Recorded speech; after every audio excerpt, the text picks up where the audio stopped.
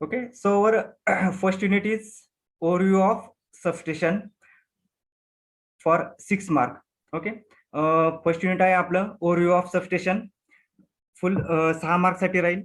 Okay, आता या unit मध्ये आपण काय स्टडी करणार आहोत की ओव्हरऑल सबस्टेशन काय असतं, त्याच्या रिलेटेडच्या जे काही टर्म्स आहेत, त्यामध्ये जे काही इक्विपमेंट्स आपण यूज करणार आहोत, तर ते टोटल आपण या फर्स्ट युनिट मध्ये पाहणार आहोत. ओके, आता आपल्याला माहिती आहे की आपल्याला यामध्ये काय generally 11 KV, 33 kV, 132 KV substation आणि गॅस इन्सुलेटेड सबस्टेशन यामध्ये आपल्याला स्टडी करायचे, बरोबर. तर त्यांचा ओव्हरव्ह्यू आपल्याला फर्स्ट युनिट मध्ये पाहायचं आहे. Okay, so first unit overview of substation. Okay,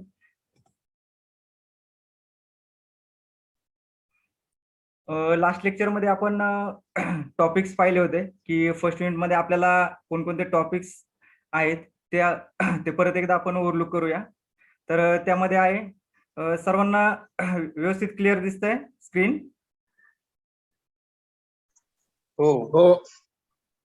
okay, तर फर्स्ट पॉइंट आहे आपल्याला यामध्ये स्टडी करायचं आहे नीड ऑफ इलेक्ट्रिकल सबस्टेशन, की इलेक्ट्रिकल सबस्टेशनची आवश्यकता काय आहे हे आपल्याला यामध्ये पाहिजे. त्यानंतर second point factors governing the selection of site of the substation, म्हणजे की एखादं सबस्टेशन आपल्याला नवीन तयार करायचं आहे, तर ते सबस्टेशन तयार करण्याच्या आधी की आपल्याला कोणकोणते फॅक्टर्स त्यामध्ये कन्सिडर करायचे आहेत ते आपल्याला यामध्ये स्टडी करायचं आहे. त्यानंतर क्लासिफिकेशन ऑफ सबस्टेशन, वेगवेगळे क्लासिफिकेशन आहेत सबस्टेशनचे, तर ते पण आपल्याला यामध्ये स्टडी करायचे आहे. आणि त्यामध्ये मग वेगवेगळ्या टाईपचे सबस्टेशन्स आहेत. मग ते क्लासिफिकेशन आपण केलेलं त्यामध्ये व्होल्टेज लेवल, त्यानंतर इनडोअर अँड आउटडोअर सबस्टेशन, त्यानंतर कॉन्फिगरेशन जे आहे त्यानुसार कोणकोणते टाईप्स पडतात ते, त्यानंतर ऍप्लिकेशन बेस सबस्टेशनचे क्लासिफिकेशन आहेत. ओके, तर या पद्धतीने आपल्याला जे काही क्लासिफिकेशन आहे तर हे आपल्याला यामध्ये पाहायचं आहे. यावरती तुम्हाला क्वेश्चन वगैरे विचारले जातील. ओके, थिअरीमध्ये पण आणि MCQ मध्ये पण यावरती तुम्हाला क्वेश्चन विचारले जातील. ओके, त्यानंतर नेक्स्ट आहे त्यामध्ये symbols use in single line diagram, म्हणजे सबस्टेशन आहे, जनरल आयडिया सगळ्यांना असेल की सबस्टेशन त्यामध्ये काय काय पार्ट्स असतात. तर ते सगळे जे पार्ट्स आहेत तर त्यांचा आपल्याला त्यामध्ये त्यांचा प्रत्येकाचा सिम्बॉल काय काय आहे ते आपल्याला यामध्ये पाहायचं आहे. ओके, सिम्बॉल तुम्हाला ड्रॉ करायला विचारले जातील एक्झाम मध्ये. ओके, तर ते आपण डिटेलमध्ये पाहणार आहोत वन बाय वन. ओके, त्यानंतर सेकंड पॉइंट आहे conductor use in main bus and auxiliary bus for 11 KV, 33 kV and 132 KV substation. Okay, आता आपल्याला माहित आहे की करंट रेटिंग जर चेंज झालं तर त्यानुसार कंडक्टरची साईज, ओके, स्पेसिफिकेशन जे आहेत ते चेंज होतात, बरोबर. तर त्यानुसार आपल्याला की 11 केव्ही, 132 केव्ही आणि 33 केव्ही ह्या सबस्टेशन मध्ये वेगवेगळे कंडक्टर्स कोणकोणते यूज केले जातात ते यामध्ये आपल्याला स्टडी करायचं आहे. ओके, त्यानंतर थर्ड पॉइंट आहे टिपिकल अर्थ resistance values of various substation. Okay, की सबस्टेशन मध्ये वेगवेगळे पॉइंट्स असतात, प्रत्येक वेगवेगळ्या पॉइंट्सला अर्थ रेजिस्टन्स किती राहतो, काय त्याचे व्हॅल्यूज काय असतात ते आपल्याला यामध्ये स्टडी करायचं आहे.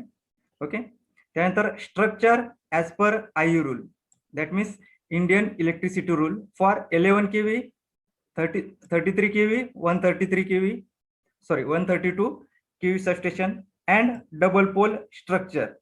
ओके, त्यानंतर ट्रान्समिशन टॉवर, त्यामध्ये आपल्याला पाहायचंय टॉवर फूट रेजिस्टन्स. ओके, म्हणजे सबस्टेशन मध्ये ट्रान्सफॉर्मर म्हणजे वेगवेगळे आपण इक्विपमेंट यूज करतोय, बरोबर.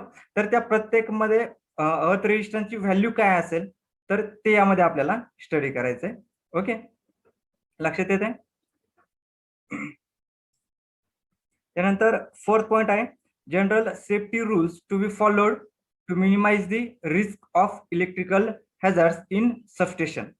ओके, लास्ट पॉइंट आहे या युनिट मध्ये आपल्याला. तर काय की सबस्टेशन मध्ये काम करत असताना की कोणकोणते सेफ्टी रूल्स आहे की जे आपल्याला फॉलो करायचे आहेत. ओके. सबस्टेशन मध्ये काही रिस्क किंवा काही इलेक्ट्रिकल हॅझर्ड होतात सबस्टेशन मध्ये, तर ते होऊ नये तर त्यासाठी कोणकोणते सेफ्टी रूल्स आहेत की जे आपल्याला फॉलो करायचे असतात, तर ते आपण यामध्ये स्टडी करणार आहोत. ओके. सर्वांना लक्षात आलंय की फर्स्ट युनिट मध्ये आपल्याला काय काय स्टडी करायचंय ते? हो. ओके.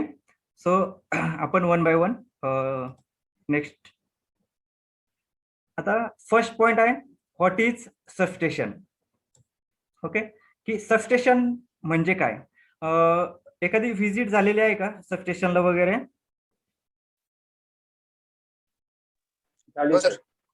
ओके. तर जनरल आयडिया असेल. ओके. सबस्टेशन सर्वांनी पाहिलं असेल. ओके. तर आपण यामध्ये फर्स्ट पॉइंट पाहणार आहोत व्हॉट इज सबस्टेशन. सबस्टेशन म्हणजे काय? ओके. तर substation is a part of electrical generation, transmission and distribution system. Okay. Substations mainly कुठे यूज केले जातात? की आपण इलेक्ट्रिसिटी जनरेट करतो, त्यानंतर ट्रान्समिट करतो आणि त्यानंतर डिस्ट्रीब्यूट करतो. ओके. तर या प्रत्येकामध्ये आपल्याला काय सबस्टेशनची गरज असते, बरोबर. त्यानंतर substation transform voltage from high to low और low to high. Okay. Substation मध्ये काय केलं जातं की जे काही व्होल्टेज लेवल आहे ती हाय टू लो केली जाते किंवा लो टू हाय केली जाते. ओके. आता हाय टू लो ही जी आहे तर ती कुठं केली जाणार आहे?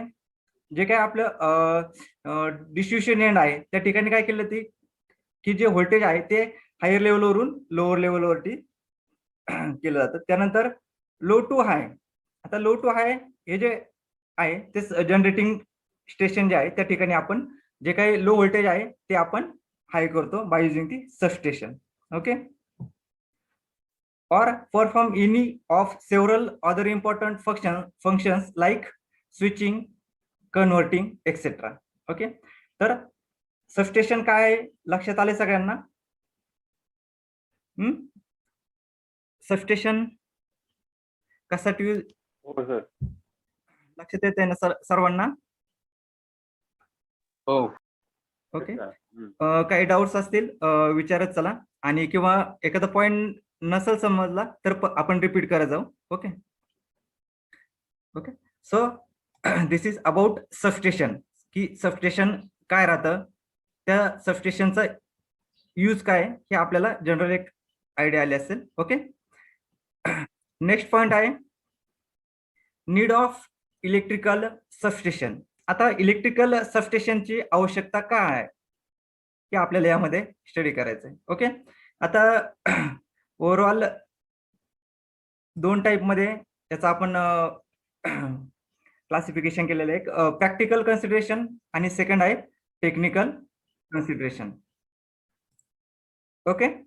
तर त्यामध्ये सबस्टेशनची आवश्यकता काय आहे, तर त्यामध्ये फर्स्ट पॉइंट आपण पाहणार आहोत to satisfy load growth. Okay. आता सर्वांना माहित आहे की दिवसेंदिवस इंडस्ट्री ज्या आहेत त्या इंडस्ट्री वाढत जात आहेत, बरोबर. आपलं इलेक्ट्रिकल लोड जो आहे तो आपला वाढतोय दिवसेंदिवस, बरोबर. कमर्शियल असू द्या, रेसिडेन्शियल असू द्या किंवा ऍग्रिकल्चर असू द्या, इंडस्ट्रियल असू द्या, प्रत्येक सेक्टरमध्ये काय होतं की आपला लोड जो आहे तो वाढत जात आहे, बरोबर. तर तो लोड सॅटिस्फाय म्हणजे तो लोड व्यवस्थित चालण्यासाठी आपल्याला सबस्टेशनची गरज असते. येते लक्षात? क्लिअर आहे? हो सर. ओके. नेक्स्ट काय to accommodate new generation. Second आवश्यकता काय आहे इलेक्ट्रिकल सबस्टेशनची, की आता दिवसेंदिवस पहा की विंडमिल असतील किंवा सोलरचे पॅनल असतील, म्हणजे सोलर सबस्टेशन जे आहे जनरेशन जे आपण करतोय. ओके. विंडमिल असतील किंवा सोलर थ्रू आपण जनरेशन जे करणार आहोत. ओके. तर कुठेही पहा की जनरेशन केल्यानंतर आपल्याला काय करावं लागतं की व्होल्टेज आहे, आपण जनरेशन कॅपॅसिटी साधारण किती 11 kV. ओके.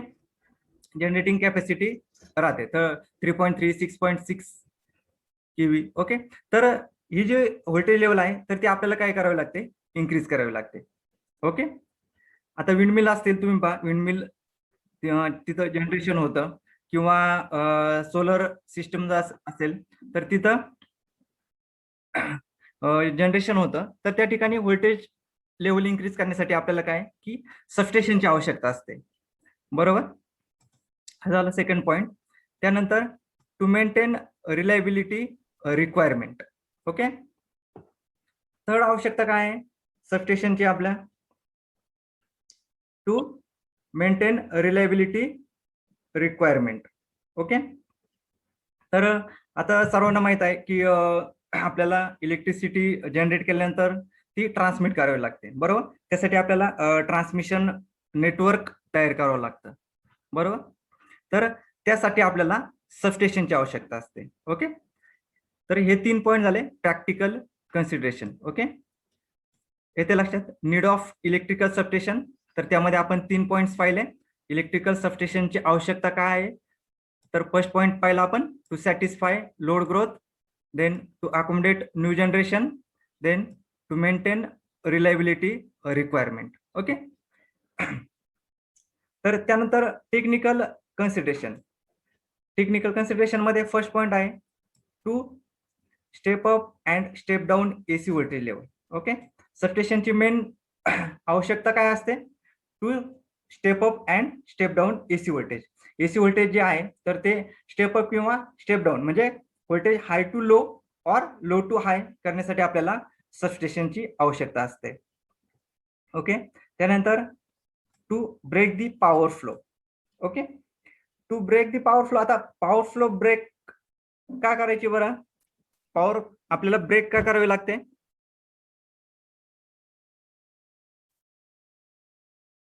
कुणाला सांगता येईल? करंट लॉस होणे. पॉवर फ्लो जो आहे म्हणजे सिस्टीम जी आहे ती आपण बंद करतो किंवा ब्रेक करतो. तर ऍक्सिडेंट झाले वगैरे. ओके. एखाद्या ठिकाणी ऍक्सिडेंट झाला असेल किंवा काही शॉर्ट सर्किट झाले असेल, काही प्रॉब्लेम आला असेल, तर जी काही आपण आपली सिस्टीम आहे तर ती सिस्टीम बंद करण्यासाठी आपल्याला सबस्टेशनची आवश्यकता असते. बरोबर. आता समजा आपण पाहतो की जनरेशन, आपण इलेक्ट्रिसिटी जनरेट करतो, त्यानंतर ट्रान्समिट करतो. ओके. त्यानंतर डिस्ट्रीब्यूट करतो. आता समजा आपण डिस्ट्रीब्युशन साईडला आहोत, एकदम एंड पॉइंटला आहोत. ओके.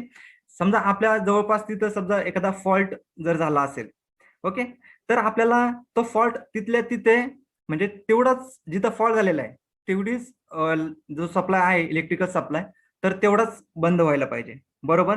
टोटल आपल्याला पूर्ण टोटल सप्लाय बंद करून चालेल का, तर चालणार नाही. बरोबर. तर जेवढा काही फॉल्ट झालाय तेवढाच एरिया आपल्याला तिथली इलेक्ट्रिसिटी बंद करायला पाहिजे. तर तेवढ्यासाठी आपल्याला सबस्टेशनची आवश्यकता असते. ठीक आहे. येते लक्षात. आणि त्यानंतर provide support to the power flow. Third technical consideration मध्ये काय, to provide support to power flow. म्हणजे आता आपल्याला पहा की वेगवेगळ्या ठिकाणी, काही ठिकाणी आपल्याला डीसीची पण आवश्यकता असते. ओके. काही ठिकाणी एसीची आवश्यकता असते. तर त्या ठिकाणी आपल्याला सबस्टेशनची आवश्यकता असते. ओके. येते लक्षात. काय अडचण याच्यामध्ये? नाही सर. ओके. तर need of electrical substation. Okay. Screenshot काढून ठेवा. यावरती क्वेश्चन तुम्हाला एक्झाम मध्ये विचारले जातील. ओके. तर तुम्ही ग्रुपला पीपीटी पाठवून नंतर. ओके. चालेल. ग्रुपला पीपीटी वगैरे पाठवून देता येईल. ओके. काय अडचण नाही. ओके. तर सर्वांच्या लक्षात आलंय की इलेक्ट्रिकल सबस्टेशनची आवश्यकता काय आहे. हा पॉइंट क्लिअर झाला सर्वांना? हो सर. ओके. हो sir. Then next point, substation parts and equipments. Okay. आता आपण सबस्टेशन पाहतो तर त्या सबस्टेशन मध्ये वेगवेगळे पार्ट्स कोणते असतात आणि त्यामध्ये कोणकोणते इक्विपमेंट्स असतात सबस्टेशन मध्ये, तर ते आपण या ठिकाणी पाहणार आहोत. ओके. आता आउटडोर स्विच यार्ड. ओके, त्यामध्ये फर्स्ट पॉइंट आहे आउटडोर स्विच यार्ड. ओके, एक मिनिट. हे सबस्टेशन दिसतंय सर्वांना? ओके, इथं हा फोटो दिसतोय. दिसतंय सर. ओके, इथं सबस्टेशन. ओके, हा झाला आउटडोर स्विच यार्ड. ओके, तर या ठिकाणी कोणकोणते इक्विपमेंट्स असतात? ओके, हे आपल्याला या ठिकाणी पाहायचंय. Okay,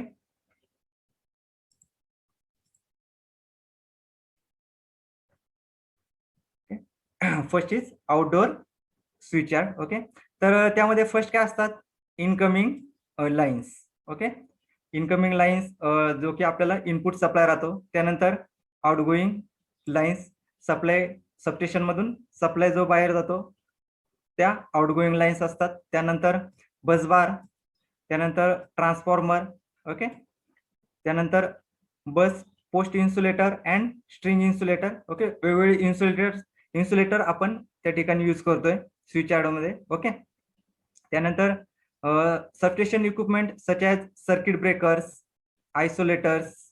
okay, earthing switches, surge arresters, CTs, PT, that means potential transformer or voltage transformer, then neutral grounding equipment. Okay, तर हे वेगवेगळे इक्विपमेंट आपण त्यामध्ये पाहणार आहोत. ओके, हे डिटेलमध्ये आपण 1 बाय 1 नंतर पाहणार आहे, प्रत्येकाचं फंक्शन वगैरे काय राहतं ते. ओके, तर हे फर्स्ट काय की जनरल फक्त की पार्ट्स कोणकोणते असतात, इम्पॉर्टंट पार्ट्स जे आहेत सबस्टेशन मध्ये किंवा इक्विपमेंट ते कोणकोणते असतात ते आपण या ठिकाणी पाहतोय. ओके, त्यानंतर station earthing system. Okay, earthing system महत्वाचा पार्ट आहे. ओके, कॉम्प्राइजिंग ग्राउंड मॅट, त्यानंतर रायझर्स, ऑक्झिलरी मॅट, त्यानंतर earthing strips, earthing spikes and अर्थ इलेक्ट्रोड्स. ओके, हे पार्ट्स त्यामध्ये राहतात. ओके, त्यानंतर overhead earth wire shielding against lightning stroke.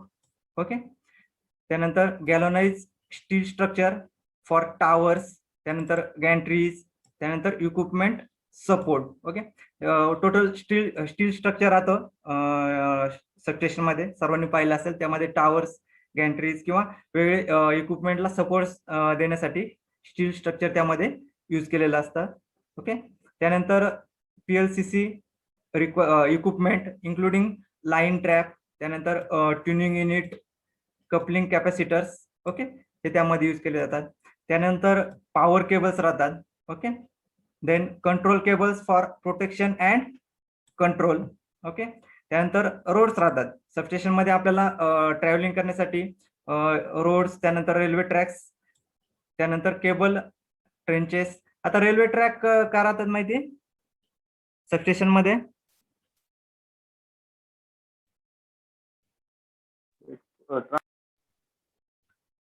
Transformer हलवायसाठी. Okay, जे काही हेवी ट्रान्सफॉर्मर मेंटेनन्ससाठी.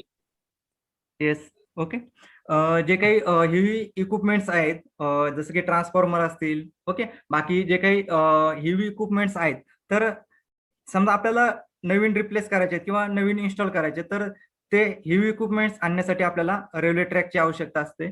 ओके, किंवा मेंटेनन्स, एखाद्या सबस्टेशन मध्ये काही पार्ट्स असतील त्यांचा मेंटेनन्स करायचा असेल, तर ते इक्विपमेंट आपल्याला ट्रान्सपोर्ट करण्यासाठी आपण त्या ठिकाणी रेल्वे ट्रॅक यूज करतो. ओके, त्यानंतर station illumination system. Okay, substation मध्ये लाइटनिंग, सगळीकडे लाइटनिंग प्रोव्हाइड केली जाते. ओके, हा पण सबस्टेशनचा पार्ट आहे. ओके, त्यानंतर सेकंड पॉइंट आहे त्यामध्ये की main office building. Okay, substation मध्ये सर्वांना माहिती ऑफिस बिल्डिंग राहते. ओके, त्यामध्ये administrative building and conference room. Okay, त्यानंतर switchgear and control panel, switchgear and control panel building. Okay, त्यामध्ये low voltage AC switch gear असतात, त्यानंतर control panels असतात वेगवेगळे, त्यानंतर प्रोटेक्शन पॅनल्स असतात. ओके, सबस्टेशनला ज्यावेळेस व्हिजिट झाले असेल त्यावेळेस पाहिलं असेल सर्वांनी. ओके, त्यामध्ये स्विच गिअर आणि कंट्रोल पॅनल बिल्डिंग म्हणजे एक एरिया असतो, त्या ठिकाणी सर्वांनी पाहिलं असेल. ओके, त्यानंतर फोर्थ पॉइंट आहे battery room and DC distribution system. Okay. त्यामध्ये DC battery system and charging equipment. Okay. त्यानंतर डीसी डिस्ट्रीब्युशन सिस्टीम. आता सर्वांना माहिती सबस्टेशन मध्ये बॅटरी काय यूज केली जाते. ओके. तर इमर्जन्सी साठी आपण बॅटरी सिस्टीम यूज करतो. ओके. त्याचबरोबर आपले जे काही इलेक्ट्रॉनिक कॉम्पोनंट्स आहेत सबस्टेशन मध्ये जे की डीसी सप्लाय वरती चालतात, त्यांना डीसी सप्लाय प्रोव्हाइड करण्यासाठी आपण बॅटरी यूज करतो. ओके. त्यानंतर फिफ्थ पॉइंट आहे battery room and DC distribution system. Okay. त्यानंतर सॉरी हे तर चुकून सेम राहिलं. ओके. तर त्यानंतर fire fighting system other equipment जे आहेत तर त्यामध्ये फायर फायटिंग सिस्टीम राहते. डिझेल जनरेटर सेट त्या ठिकाणी राहतो. त्यानंतर oil purification system. Okay. Transformer oil जे आहे तर ते यूज केल्यानंतर म्हणजे वापरानंतर ते खराब होतं. ओके. तर ते प्युरिफाय करण्यासाठी प्युरिफिकेशन सिस्टीम सबस्टेशन मध्ये राहते. ओके. काय अडचण? Switcher and control panel building आहे ना ते सर, त्याच्यामध्ये ते वर्किंग प्रोसेस नाही का सर त्याची, म्हणजे कंट्रोल पॅनलची वर्किंग प्रोसेस, प्रोटेक्शन पॅनलची काय आहे? आवाज व्यवस्थित येत नाहीये. तर वर्क नाही दिलेलं सर त्याचं, म्हणजे ते इन्स्ट्रुमेंटचं काय आहे? हा, ते आपण नंतर पाहणार आहोत. सध्या मेन की आपण शॉर्ट मध्ये पाहतो की सबस्टेशन मध्ये कोणकोणते पार्ट्स आणि इक्विपमेंट असतात. ओके. ठीक आहे सर. Okay sir. हा, आपण नंतर पाहणार आहोत. सध्या काय फर्स्ट आपण शॉर्ट मध्ये पाहतोय की ओव्हरऑल सबस्टेशन मध्ये वेगवेगळे इक्विपमेंट्स आणि पार्ट्स कोणकोणते असतात ते आपण इथं शॉर्ट मध्ये पाहिले. ओके. सर्वांना येते लक्षात काय अडचण? Substation parts and equipments, outdoor switchyard. Okay. त्यामध्ये वेगवेगळे इक्विपमेंट्स आपण पाहिले. ओके. त्यानंतर main building, main office building, switch gear and control panel building, battery room and DC distribution system and other equipments. Okay. तर हे इक्विपमेंट्स आहेत. Okay. सर्वांना लक्षात आलं असेल. ओके. काही डाऊट नाही ना कुणाला? नाही सर. ओके. त्यानंतर नेक्स्ट पॉइंट आहे factors governing the selection of the site of the substation. Okay. यावरती थिअरीमध्ये क्वेश्चन विचारला जातो. ओके. की आपण एखादं सबस्टेशन आपल्याला बनवायचं आहे तर त्यासाठी कोणकोणते फॅक्टर्स आपल्याला कन्सिडर करावे लागतात तर ते यामध्ये आपण पाहणार आहोत. ओके. आता the following factors are consider while making the selection of substation, selection for the substation. Okay. तर त्यामध्ये फर्स्ट पॉइंट आहे टाइप ऑफ सबस्टेशन. म्हणजे आपल्याला समजा एक नवीन सबस्टेशन आपल्याला तयार करायचे तर पहिले आपल्याला त्यामध्ये काय काय गोष्टी कन्सिडर कराव्या लागणार आहे ते आपण या ठिकाणी पाहणार आहोत. ओके. तर त्यामध्ये फर्स्ट पॉइंट आहे टाइप ऑफ सबस्टेशन. ओके. आता सबस्टेशन त्यामध्ये की सबस्टेशन स्टेप अप आहे की स्टेप डाऊन आहे. ओके. का पॉवर फॅक्टर इम्प्रुव्हमेंट साठी आपण यूज करणार आहोत. ओके. की जनरेटिंग स्टेशनच्या ठिकाणी यूज करतोय की ट्रान्समिशन सिस्टीमच्या ठिकाणी यूज करतोय की डिस्ट्रीब्युशन सिस्टीमच्या ठिकाणी यूज करतोय तर ते कोणत्या टाईपचं आहे. ओके. ते आपल्याला पहिल्यांदा हा फॅक्टर आपल्याला कन्सिडर करावा लागतो. First point type of substation. Okay. Then second point आपल्याला कन्सिडर करावा लागतो availability of suitable and sufficient land. Okay. आता आपल्याला एखादं सबस्टेशन आपल्याला इन्स्टॉल करायचंय तर ते सबस्टेशन इन्स्टॉल करण्यासाठी त्या ठिकाणी आपल्याला एन्व्हायरमेंट जे आहे तर ते सुटेबल आहे की नाही. त्यानंतर तिथं जी जागा आहे, एरिया जो आहे तर तो सबस्टेशनसाठी पुरेसा आहे की नाही तर ते आपल्याला पहिल्यांदा त्या ठिकाणी कन्सिडर करावं लागतं. बरोबर. कारण जे काय आपले सबस्टेशनचे जे टोटल इक्विपमेंट आहे तर ते व्यवस्थित आपल्याला त्या ठिकाणी त्यासाठी पुरेशी जागा पाहिजे असते. तर त्या ठिकाणी आपल्याला हा पॉइंट कन्सिडर करावा लागतो availability of suitable and sufficient land. Okay. त्यानंतर कम्युनिकेशन फॅसिलिटी. ओके. आता कुठलंही सबस्टेशन असेल तर ते सबस्टेशन आपल्याला तयार करायचंय तर त्यामध्ये पुढचा पॉईंट काय महत्वाचा की कम्युनिकेशन फॅसिलिटी.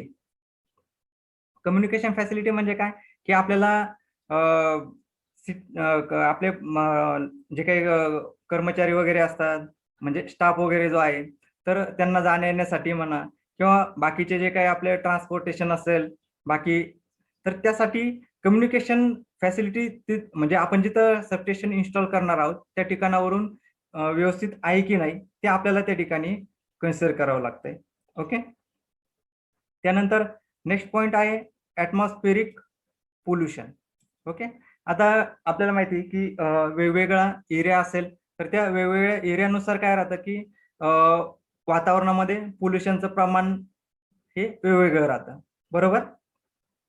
प्रत्येक वेगवेगळ्या ठिकाणी काय राहतं की डस्ट एन्व्हायरमेंटमध्ये डस्ट असतात किंवा ह्युमिडिटी जास्त राहते. ओके. तर ते आपल्याला त्या ठिकाणी कन्सिडर करावं लागतं. का तर समजा जास्त ह्युमिडिटी वगैरे असते असेल तिथं त्या एन्व्हायरमेंटमध्ये तर जे काही आपण इक्विपमेंट वगैरे यूज करणार आहोत ट्रान्सफर म्हणजे सबस्टेशन मध्ये तर त्या ठिकाणी काय होईल की जे काही इक्विपमेंट आहेत ते लवकर खराब होतील. करोजन त्यांचं लवकर होईल. ओके. येते लक्षात. तर ते आपल्याला त्या ठिकाणी कन्सिडर करावं लागते. जास्त डस्ट एरिया वगैरे जर असेल तर ते पण आपल्याला त्या ठिकाणी पाहावं लागतं किंवा नियर बाय समजा सी एरिया असेल समजा म्हणजे समुद्र किनारा वगैरे जवळ असेल तर त्याचा आपल्या सबस्टेशनवरती परिणाम होतो किंवा आता सर्वांना माहिती आहे की आपले ज्या ठिकाणी म्हणजे बर्फ पडतो वगैरे तर त्या ठिकाणी सुद्धा आपल्याला सबस्टेशन वगैरे इन्स्टॉल करावं लागतं. तर हे वेगवेगळ्या ठिकाणी सबस्टेशन इन्स्टॉल करताना आपल्याला हा पॉईंट त्यामध्ये कन्सिडर करावा लागतो. हा फॅक्टर आपल्याला त्यामध्ये कन्सिडर करावा लागतो. ओके. त्यानंतर availability of essential facility to the staff. Okay. आता हा एक पुढचा पॉईंट आहे की आपल्याला सबस्टेशन इन्स्टॉल करताना हा एक पॉईंट आपल्याला त्यामध्ये कन्सिडर करावा लागतो. काय availability of essential facility to the staff. Okay. की जो काय आपला स्टाफ आहे तर ते स्टाफला व्यवस्थित फॅसिलिटी तिथं प्रोव्हाइड होतील का तर ते आपल्याला त्या ठिकाणी कन्सिडर करावं लागतं. म्हणजे आता सबस्टेशन वगैरे जे असेल तर ते तिथून स्टाफला येण्या जाण्यासाठी किंवा त्या ठिकाणावर म्हणजे रेसिडेन्स समजा त्याजवळ असेल त्यांचा तर त्या ठिकाणी स्कूल म्हणा हॉस्पिटल म्हणा किंवा ड्रिंकिंग वॉटरची फॅसिलिटी किंवा हाऊसिंग फॅसिलिटी वगैरे आहेत की नाही ते आपल्याला या ठिकाणी कन्सिडर करावे लागतं. ओके. आणि त्यानंतर लास्ट पॉइंट आहे त्यामध्ये drainage facility. Okay. Drainage facility हा एक पॉइंट आहे की जो आपल्याला सबस्टेशन इन्स्टॉल करताना आपल्याला त्या ठिकाणी कन्सिडर करावा लागतो. ओके. हेल्थच्या दृष्टीने हा एक पॉइंट महत्वाचा आहे. ओके. जे काही ड्रेनेज सांडपाणी वगैरे जे आहे तर ते व्यवस्थित त्याची सोय आहे की नाही त्या ठिकाणी तर ते पण आपल्याला या ठिकाणी कन्सिडर करावं लागतं. ओके. तर हे झाले factors governing the selection of the site of the substation. Okay. हे पॉइंट्स आपण या ठिकाणी पाहिले. ओके. फर्स्ट पॉइंट पाहिला आपण टाईप ऑफ सबस्टेशन. सबस्टेशनचं टाईप कोणकोणते आहेत ते आपल्याला या ठिकाणी कन्सिडर करावे लागतात. त्यानंतर availability of suitable and sufficient land. त्यानंतर कम्युनिकेशन फॅसिलिटी. त्यानंतर ॲटमॉस्फेरिक पोल्युशन. त्यानंतर availability of essential facility to the staff. Then drainage facility. Okay. तर हे फॅक्टर्स आपल्याला या ठिकाणी कन्सिडर करावे लागतात. ओके. काय अडचण या ठिकाणी सर्वांना समजलंय? हो सर. ओके. तर हे फॅक्टर्स आपल्याला कन्सिडर करावे लागतात कोणतंही नवीन सबस्टेशन आपल्याला ज्यावेळेस इन्स्टॉल करायचं असेल त्यावेळेस. ओके. काय सर सर्वांनी व्यवस्थित लक्ष द्या. काय डाऊट्स असतील तर विचारत चला. ओके. हे झाले फॅक्टर्स. ओके. नेक्स्ट पॉइंट आहे आता आपल्याला महत्वाचा की क्लासिफिकेशन ऑफ सबस्टेशन. सबस्टेशनचा क्लासिफिकेशन यावरती पण क्वेश्चन विचारला जातो एक्झाम मध्ये. Classify substation. ओके. आता जे काही क्लासिफिकेशन आहे सबस्टेशनचं तर ते वेगवेगळ्या पॉइंट्सला कन्सिडर करून क्लासिफिकेशन केलेलं आहे. वेगवेगळे पॉइंट्स त्यामध्ये कन्सिडर केलेले आहेत. ओके. तर त्यामध्ये फर्स्ट पॉइंट आहे की classification based on voltage level. Okay, आता क्लासिफाय करताना म्हणजे वर्गवारी करताना सबस्टेशनची, आता त्यामध्ये फर्स्ट पॉइंट काय कन्सिडर केलेला आहे की classification based on voltage levels. Okay, voltage level त्यामध्ये आपल्याला त्यावरून टाईप पडतात ते सबस्टेशनचे. ओके, त्यामध्ये एसी सबस्टेशन, त्यामध्ये EHV, HV, MV, LV, okay, and HVDC substation. Okay, extra high voltage, medium voltage, low voltage आणि high voltage DC substation. Okay, त्या व्होल्टेजनुसार हे त्याचे टाईप्स पडतात ते, येते लक्षात. ओके, त्यानंतर classification based on outdoor or indoor. Okay, तर त्यामध्ये आउटडोर सबस्टेशन असतील तर ते काय असतात, outdoor substation is under open sky. Okay, हे आपण डिटेलमध्ये पाहणार आहोत. हे जे सबस्टेशन जे आहेत ते आपण डिटेलमध्ये पाहणार आहोत या पॉईंट नंतर. ओके, तर जे काही क्लासिफिकेशन आहे आउटडोर आणि इनडोर, त्यानुसार दोन टाईप त्यामध्ये. Okay, outdoor substation is under open sky आणि indoor substation is inside a building. Indoor substation हे एक बिल्डिंग मध्ये टोटल जे काही इक्विपमेंट वगैरे असतात तर ते हे एका बिल्डिंग मध्ये बसवलेले असतात टोटल. ओके, जर हे बंद झाली मीटिंग तर परत जॉईन करा, एक थोडा वेळ आपण घेणार आहोत. त्यानंतर थर्ड पॉइंट आहे क्लासिफिकेशन. एक वाजता लेक्चर आहे. हा, एकच्या आधी आपण हे करू कम्प्लीट. ओके, थर्ड पॉइंट आहे classification based on configuration. Okay, तर त्यामध्ये conventional air insulated outdoor substation, त्यानंतर SF6 गॅस इन्सुलेटेड सबस्टेशन आणि composite substation having combination of the about 2. Okay, या दोन्हींचं कॉम्बिनेशन हे झाले कॉन्फिगरेशन. क्लासिफिकेशन जे केलेले ते कॉन्फिगरेशन नुसार काय की conventional air insulated outdoor substation, त्यानंतर SF6 गॅस इन्सुलेटेड सबस्टेशन आणि combination of this 2. Okay, then classification based on application, की ऍप्लिकेशन नुसार कोणकोणते क्लासिफिकेशन पडते त्यानुसार आपण हे केलेलं आहे. तर त्यामध्ये स्टेप अप सबस्टेशन, त्यानंतर प्रायमरी ग्रीड सबस्टेशन, त्यानंतर सेकंडरी सबस्टेशन, त्यानंतर डिस्ट्रीब्युशन सबस्टेशन, त्यानंतर bulk supply and industrial substation, त्यानंतर मायनिंग सबस्टेशन आणि मोबाईल सबस्टेशन. ओके, हे on the basis of application हे क्लासिफिकेशन केलेलं आहे. ओके, हे जनरल क्लासिफिकेशन झाले, क्लासिफिकेशन ऑफ सबस्टेशन. ओके, हा पण पॉइंट एक्झाम मध्ये तुम्हाला थिअरी एक्झाम मध्ये विचारला जाईल. ओके, क्लासिफाय करा सबस्टेशन. ओके, किंवा MCQ मध्ये पण यावरती क्वेश्चन विचारला जाऊ शकतो. ओके, वेगवेगळ्या म्हणजे आपण पॉइंट्स कन्सिडर केले त्यानुसार क्लासिफिकेशन केलेलं आहे. ओके, व्होल्टेज लेवल, त्यानंतर इनडोर आउटडोर, त्यानंतर बेस्ड ऑन कॉन्फिगरेशन, त्यानंतर बेस्ड ऑन ऍप्लिकेशन. ओके, तर त्यानंतर आपण दोन याच्यामध्ये आपण क्लासिफाय केले. त्यानंतर की on the basis of service requirement ही एक कॅटेगरी केली आणि on the basis of constructional feature यानुसार क्लासिफिकेशन केलेलं आहे. त्यामध्ये on the basis of service requirement जे आहे त्यानुसार क्लासिफिकेशन केलं. तर त्यामध्ये ट्रान्सफॉर्मर सबस्टेशन, त्यानंतर स्विचिंग सबस्टेशन, त्यानंतर पॉवर फॅक्टर करेक्शन सबस्टेशन, त्यानंतर फ्रिक्वेन्सी चेंजर सबस्टेशन, त्यानंतर इंडस्ट्रियल सबस्टेशन आणि कन्व्हर्टिंग सबस्टेशन. हे डिटेलमध्ये आपण पाहूया. ओके, हे झाले on the basis of service requirement. आणि on the basis of constructional feature म्हणजे आपण कन्स्ट्रक्शन कसे केलेले आहेत त्यानुसार हे क्लासिफिकेशन त्यामध्ये आहेत. आउटडोर सबस्टेशन, त्यानंतर इनडोर सबस्टेशन, त्यानंतर अंडरग्राउंड सबस्टेशन आणि पोल माउंटेड सबस्टेशन. ओके, हे झाले कन्स्ट्रक्शनल बेसवरती.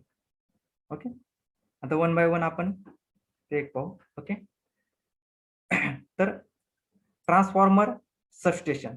ओके, आता यामध्ये हे जे पॉइंट्स आहेत हे आपण वन बाय वन आपण त्यामध्ये पाहणार आहोत.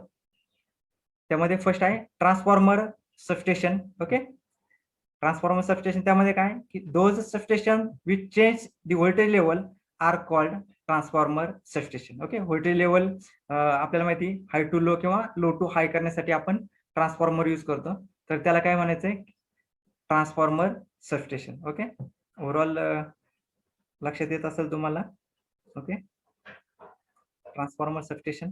त्यानंतर switching substation. Okay, this type of substations simply perform the switching operation of power lines. Okay, यामध्ये काय की फक्त स्विचिंग ऑपरेशन म्हणजे ऑन आणि ऑफ एखादं एरिया असेल त्या पर्टिक्युलर एरियाचा सप्लाय ऑन आणि ऑफ करण्यासाठी स्विचिंग सबस्टेशन हे यूज केलं जातं. ओके, त्याचं मेन फंक्शन काय फक्त ऑन अँड ऑफ करणे म्हणजे काय स्विचिंग साठी ते मेनली यूज केलं जातं.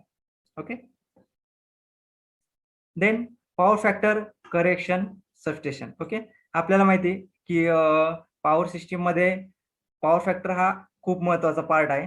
ओके, पॉवर फॅक्टर जर कमी असेल तर त्याचा काय परिणाम होतो माहिती आहे? ते सिक्वेन्स नाही राहत. अजून ते सिक्वेन्स नाही राहत. ओके, अजून काय इफेक्ट पॉवर फॅक्टरचा? लॉसेस. लॉसेस. ओके, सिस्टीम मध्ये जे काही लॉसेस आहेत तर ते इन्क्रीज होतात. पॉवर फॅक्टर जर लो असेल तर लॉसेस जे आहेत ते इन्क्रीज होतात आणि आपल्याला ऍडिशनल पेनल्टी पे करावी लागते. सर्वांना माहित असेल जर पॉवर फॅक्टर जर लो असेल तर पेनल्टी आपल्याला त्यामध्ये भरावी लागते. ओके, तर यानुसार आहे पॉवर फॅक्टर करेक्शन सबस्टेशन की पॉवर फॅक्टर करेक्ट करण्यासाठी आपण सबस्टेशन यूज करतो. ओके, त्याला पॉवर फॅक्टर करेक्शन सबस्टेशन म्हणतात. त्यामध्ये काय those substation which improve the power factor of the system are called power factor correction substation. म्हणजे या ठिकाणी काय केलं जाते पॉवर फॅक्टर जो आहे तो इम्प्रूव्ह केला जातो मेनली त्यासाठी हे सबस्टेशन यूज केलं जातं. These are located at the receiving end of transmission line. Transmission लाईनचं जे काही रिसिव्हिंग एंड आहे ओके तर त्या ठिकाणी हे सबस्टेशन यूज केलं जातं. They generally use synchronous condenser as power factor improvement equipment. Okay, synchronous condenser या ठिकाणी यूज केले जातात पॉवर फॅक्टर इम्प्रूव्ह करण्यासाठी. ओके, त्यानंतर फ्रिक्वेन्सी चेंजर सबस्टेशन. ओके, काही ठिकाणी आपल्याला काय की फ्रिक्वेन्सी सुद्धा चेंज करावी लागते तर असं जर असेल तर त्याला आपण फ्रिक्वेन्सी चेंजर सबस्टेशन म्हणतो. Okay, those substation which change the supply frequency are known as frequency changer substation. Okay, mainly या ठिकाणी काय केलं जातं की फ्रिक्वेन्सी जी आहे तर ती चेंज केली जाते.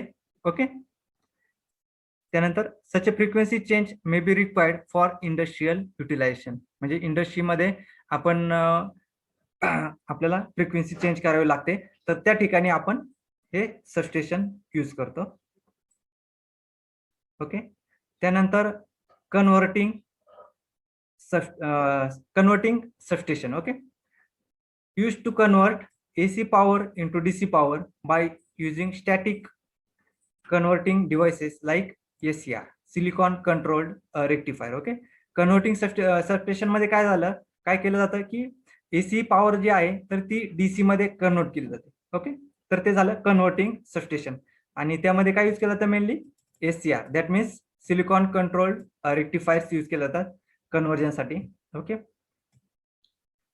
त्या कशासाठी यूज केलं जातं use for traction electroplating and welding purpose. Okay, हे जे पॉवर जी कन्वर्ट केली जाते ती कशासाठी यूज केली जाते ट्रॅक्शनसाठी इलेक्ट्रोप्लेटिंग किंवा वेल्डिंगसाठी यूज केली जाते.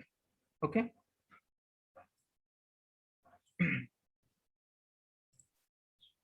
त्यानंतर आउटडोर सबस्टेशन.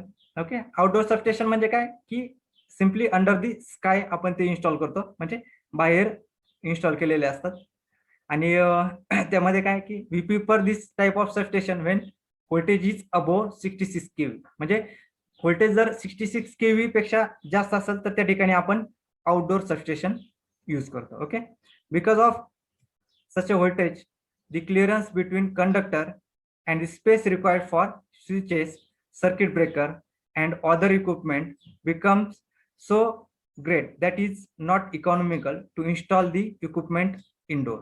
Okay, आता जे काही वेगवेगळे इक्विपमेंट जे आहे सबस्टेशन मध्ये, ओके, जसं की स्विचेस असतील, सर्किट ब्रेकर असतील किंवा अदर बाकीचे जे काही युजफुल इक्विपमेंट्स असतील, तर त्या प्रत्येकामध्ये आपल्याला काय करावं लागतं की स्पेस आपल्याला प्रत्येकामध्ये व्यवस्थित स्पेसिंग पाहिजे असतं. ओके, तर त्यासाठी जागा पण जास्त लागते. तर ते आपण इंडोर म्हणजे घरामध्ये एका बिल्डिंग मध्ये आपण ते इन्स्टॉल करू शकत नाही. ओके, तर त्यासाठी आपण ते आउटडोर मध्येच आपल्याला ते इन्स्टॉल करायला लागतात. त्याला आपण आउटडोर सबस्टेशन म्हणतो. ओके, आणि रेंज काय राहते साधारण 66 kV अबोव. ओके, त्यानंतर इंडोर सबस्टेशन. इंडोर सबस्टेशन मध्ये काय की सबस्टेशन एक पूर्ण बिल्डिंग मध्ये इन्स्टॉल केलं जातं. Okay, generally we use indoor type of substation for voltage up to 11 kV. Okay, generally 11 kV पर्यंत हे इंडोर सबस्टेशन यूज केले जातात.